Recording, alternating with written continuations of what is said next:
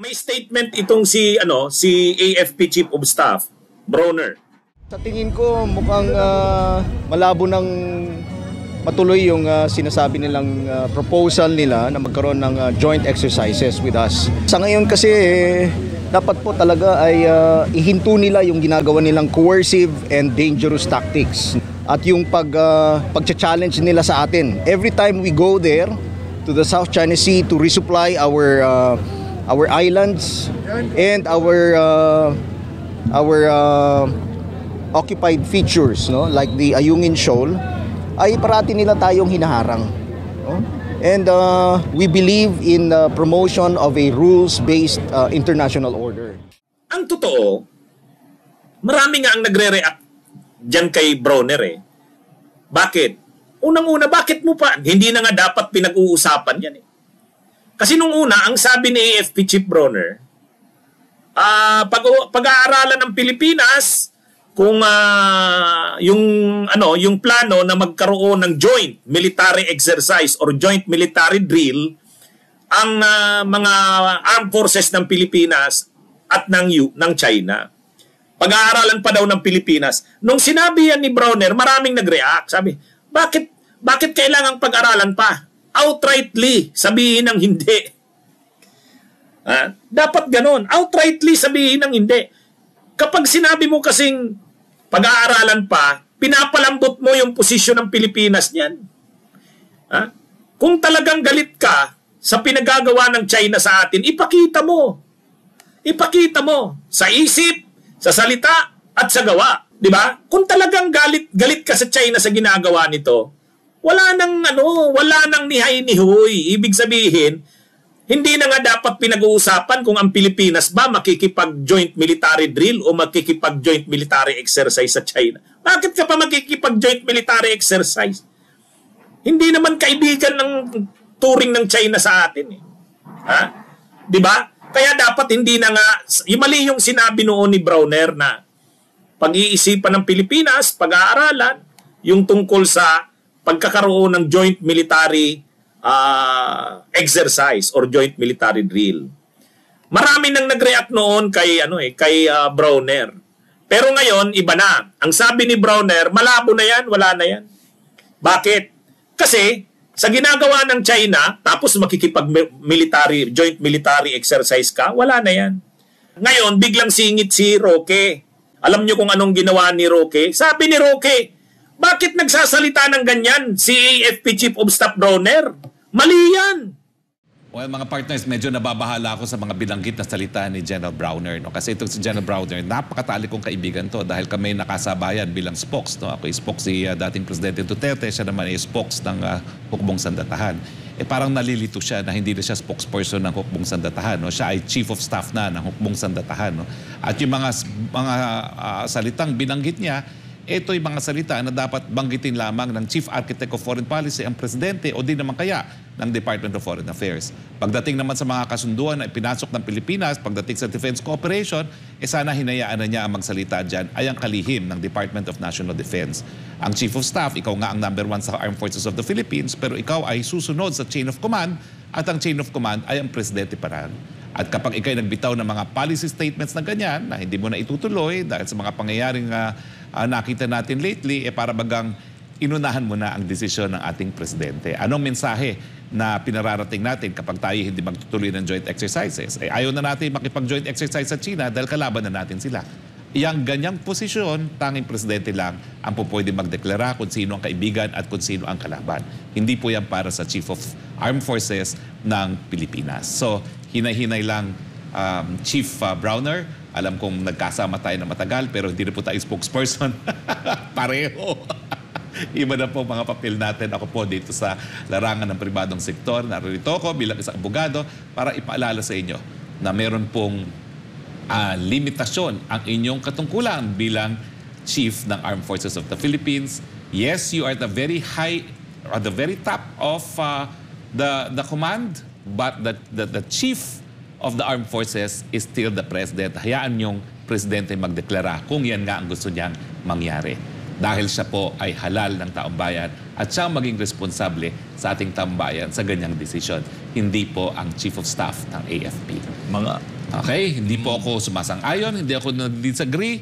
Ang sinasabi ko lang po, hindi po yan papel ng Chief of Staff ng Armed Forces of the Philippines. Yan po ay pulisiya na dapat ang presidente ang humugis, mag-anunsyo o di naman kaya. Yan po isang bagay pagdating sa relasyon natin sa Pilipinas at China na dapat ang Department of Foreign Affairs ang nagsasalita at pagdating naman sa kasunduang mga seguridad, meron naman po tayong sibilyan na kalihim ng Department of National Defense. Sabi ni Roque, mali yung ginawa ni Brawner. Hindi siya dapat nagsabi ng ganun. Ang dapat magsabi kung ano ang stand ng Pilipinas sa joint military exercise, ang dapat daw magsabi niyan, it's either the President of the Philippines na siya daw chief architect ng foreign policy o ang Department of Foreign Affairs. Kaya sabi diyan sa balita, Attorney Roque nababahala sa pagbitaw ng salita ni AFP Chief Brawner. Mali raw si Brawner doon. Hindi raw dapat si Brawner nagsasalita tungkol sa foreign policy matters. Ha? Alam nyo, tama ba si Brawner doon? O si Roque? Mali. Ang mali, kung wala pang foreign policy ang Pilipinas sa isang issue o matter, nagsasalita na si Brawner. Yun. Nakuha nyo mga kabunyog? Ang mali, kung sa isang usapin o issue, wala pang foreign policy stand o foreign policy decision o foreign o kaya wala pang specific na foreign policy ang Pilipinas, tapos nagsasalita na si Brawner. Yun ang mali. Di ba mga kabunyog? Ngayon, may foreign policy na ba ang Pilipinas sa ilalim ng administrasyong Marcos tungkol sa China? Lately, itong pinakahuli, medyo maganda-ganda na ang stand ni Marcos tungkol sa China. Talagang kasi napapahiya na ang administrasyon ni Marcos eh. Yung ginawa ni Duterte na pagpagkatuta sa China, marami na talagang nagalit doon. Maraming nagalit doon. Kaya nga si Duterte, sige nga, naririnig nyo pa ba si Duterte nagsasalita ngayon? Nakikita nyo pa ba at naririnig nyo pa bang nagsasalita? Di ba tameme? Tameme si Duterte kasi kahiyaya talaga ang ginawa niya.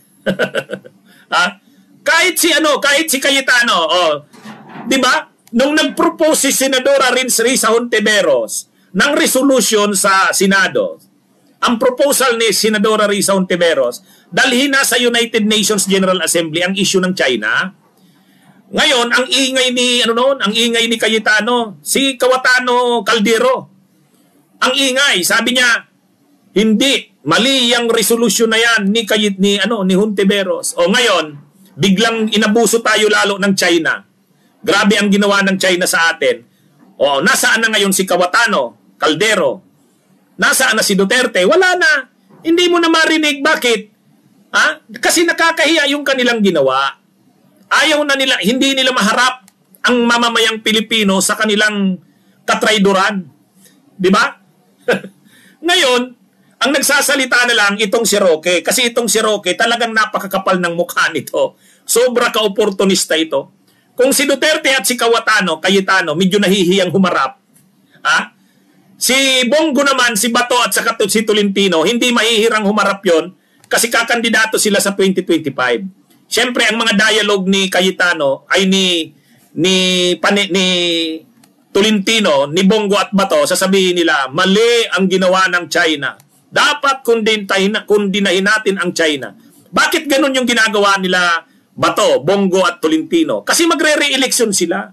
Kailangan sumama sila, sabayan nila yung galit ng tao. Kasi grabing katraydoran nila Bongo, nila Bato at Duterte nung panahon ng 6 years ni Duterte. Kakandidato sila sa 2025 kaya kailangan muna lang sakayan ang tao. Pero ang totoo, sa isip, sa puso, sa salita, maka-China sila. Ano lang yan? Drama lang yan. Ngayon, si Roque wala. Talagang China. Balatan mo man yan, China talaga. Bali-baliktarin mo, China talaga. Wala na. Hindi na nag-iisip si Roque ng kanyang wala nang wala nang respeto sa sarili yan. Ano ba naman kung sabihin siyang makapele, traidor, taksil, maka-China? Wala na. Si Roque ibininta na ang lahat ng kanyang pagkatao, kaluluwa, balat, buto, lahat. Ibininta na. Alam nyo na kung kanino ibininta. Ngayon, si Bronner, nagsalita. Sabi ni Bronner, hindi na siya, hindi na daw hindi na matutuloy ang drill na yan sa China. Joint drill or joint military drill. Malabo na yan. Sabi ni Roque, bakit ka nagsasalita niyan, Bronner? Hindi ka naman hindi ka naman ang spokesperson ng DFA. Hindi ka naman ang secretary ng DFA. Hindi ka naman ang presidente ng Pilipinas. AFP Chief of Staff ka lang. Ngayon, tama ba si Roque sa ganon? Hindi naman architect ng foreign policy si Bronner. Ang mali doon kung ang sinasabi na Bronner ay hindi yon ang policy ng administrasyon. Ay ang policy naman ng administrasyon talaga, nitong huli, sa ginawa ng China, tumitindig na yung administrasyon ni Marcos, medyo pumapalag na sa China eh. Napapahiya na rin. Napapahiya na. Ang gusto kasi ni Roque talaga, ang maging policy ni Marcos Jr., pareho ni Duterte. Ang gusto talaga ni Roque, ang maging policy ni Marcos Jr. tungkol sa China, pareho ni Duterte. Yung magpakatuta sa China. Ay si Marcos Jr., medyo siyempre nagbabalanse. Ayaw din ni Marcos Jr. na sobra siyang mapahiya. Alam din pati ni Marcos Jr. na ang tao galit talaga sa China. So medyo dumidistansya si Marcos Jr. sa policy ni Duterte. Medyo may pagbabago. O ngayon, si Roque ayaw nila noon. Kasi ang gusto nila Roque, yung policy ni Duterte na talagang tuta ng China. O ngayon, nagsalita si Bronner. Wala namang masama sa sinabi ni Bronner. Yun naman talaga ang stand ng Pilipinas sa ngayon. Di ba?